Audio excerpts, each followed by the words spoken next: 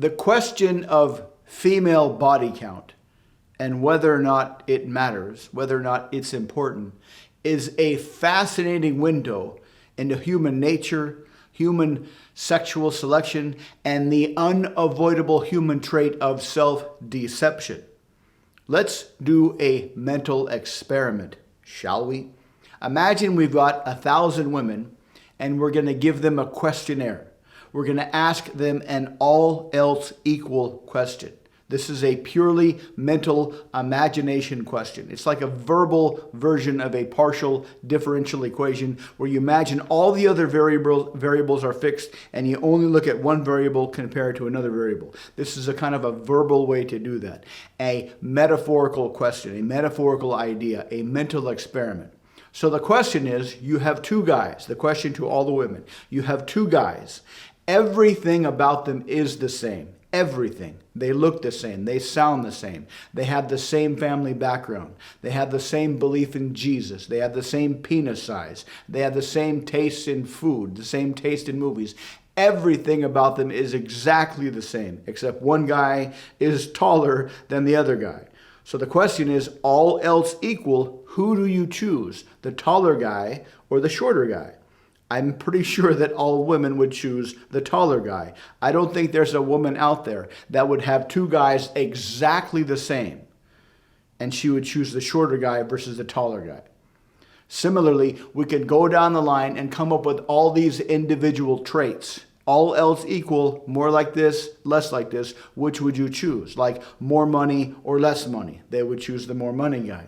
Better sense of humor, poor sense of humor. They would choose the better sense of humor guy. More confidence, less confidence. More masculinity, less masculinity. Bigger ambition, less ambition. These are all based on the idea, the imaginary idea of all else equal. And we could come up with a huge list. And so when all these women dream of or think about their dream partner, we could call this the unicorn list, where the top guy, the number 10 on the unicorn list, would have all the traits on this side of the either or. The taller versus the shorter guy, the more money versus the less money guy, the more ambition versus the less ambition guy. So we can have this unicorn list, and women could rate guys subconsciously where they lie on this unicorn list. And their goal is to get the highest guy they can on their own unicorn list, the guy that has all these either-or traits. And this would be probably fairly objective, beyond looks or everything. Most girls would choose a guy that makes more money, is more ambition, has taller, and these are all kind of objective traits. Similarly, we could do the same for men. We could ask men, we could come up with a unicorn list for men. All else equal, everything's the same. This is where it gets a little dicey. For example, if you asked 1,000 men, which women would you choose, all else equal, everything's the same, the older woman or the younger woman? Most men would choose the younger woman. Which would you choose, all else equal? A girl that's going to go after her own career or a girl that's going to support her husband's career? All else equal, most guys, if not all guys, would choose the girl that's going to support her husband's career.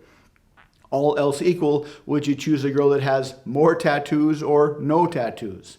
All else equal, would you choose the girl that has a higher body count or a lower body count? There's probably not very many guys. If they had a choice between two girls, both girls wanted to be with him, they were exactly the same, except one girl had a high body count, one girl had a low or zero body count. I don't think there's a guy that exists that would choose the girl that has a higher body count. This is just how we are evolutionarily programmed. So that's one idea of the unicorn hierarchy. So every girl, every guy tries to choose somebody that is as high up the unicorn hierarchy as they can. That's one idea. The next idea is something that psychologists have known for a long time, and that is we put people into different categories. As soon as a guy meets a girl, not as soon as he meets her, but when a guy gets to know a girl, however that happens, however fast that happens, he puts her into two categories: a potential long-term partner or a short-term girl. For a potential long-term partner, she's got to be as high up the unicorn criteria list as possible. For the short-term girl, it doesn't really matter. Nothing really matters if she's a short-term girl, short-term sex only, a fling.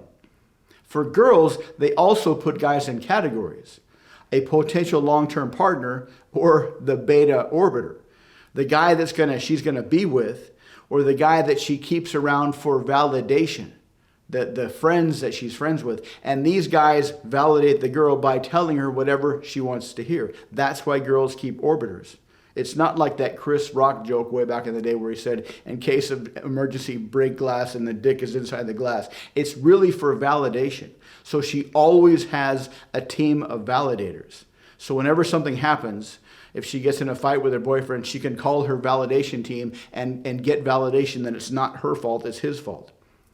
So this is a couple of dynamics going on. The categories, or the criteria list, the unicorn criteria list, and the categories we put people into. But there's another dynamic that makes all this a lot more fascinating from a human nature standpoint. And that is a theory by a guy named Robert Trivers, an anthropologist. And his theory is that the reason our brains got so big so fast is because we were always running game on each other. We all evolved in these very tight, very ruthless winner-take-all hierarchies. To get sex and status, you had to get in the top 10% of the hierarchy. And in order to get there, you had to really outgame everybody else. You had to present yourself. You had to present your ideas as congruently as possible. So the basic theory says that in order to get higher up the hierarchy, you had to essentially lie as much as you could to everybody else. But in order to lie to everybody else, you had to first lie to yourself so you could lie congruently.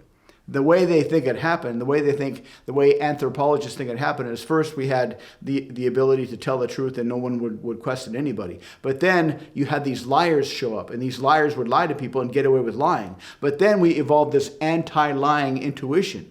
And so the liars had to first lie to themselves so they could lie more congruently to everyone else so they wouldn't trigger their anti-lying intuition.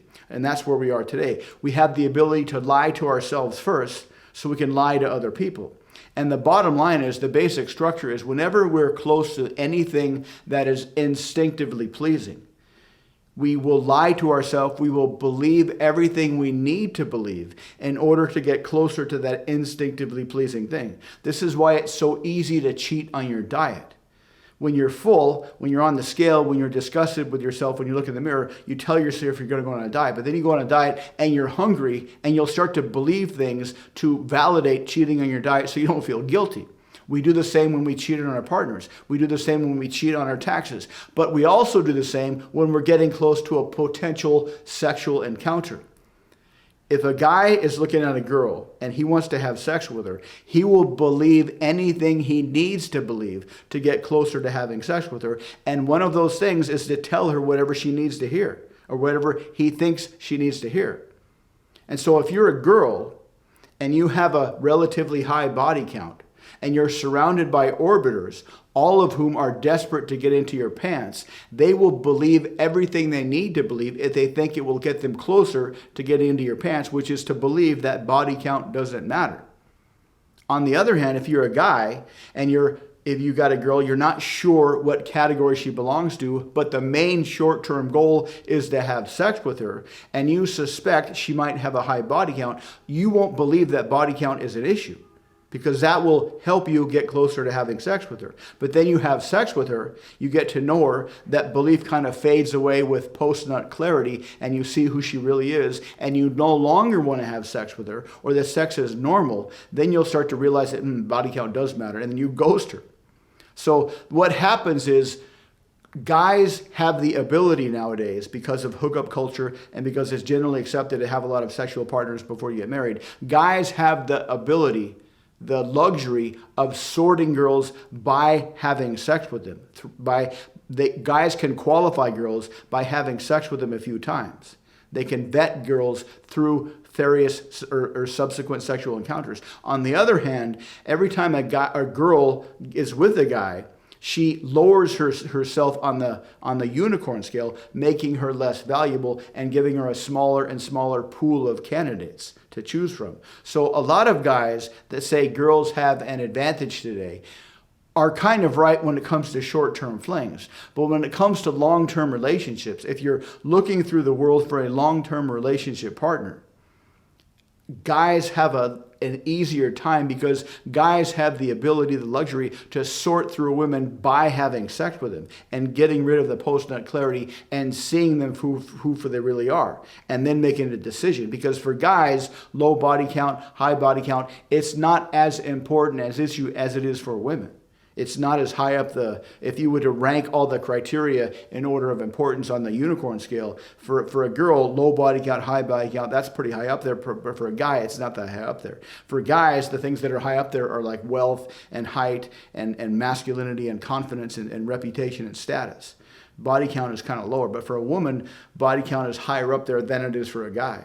So we have this kind of weird dichotomy, or this weird kind of dynamic that's going on in the dating market today based on how we choose our sexual partners, based on this kind of metaphorical unicorn scale, best case, either or, which do you choose, all else equal, and our ability to deceive ourselves, to believe things we need to believe to move forward. And then once we get the thing that we think we want, we don't believe that thing anymore. We no longer want it.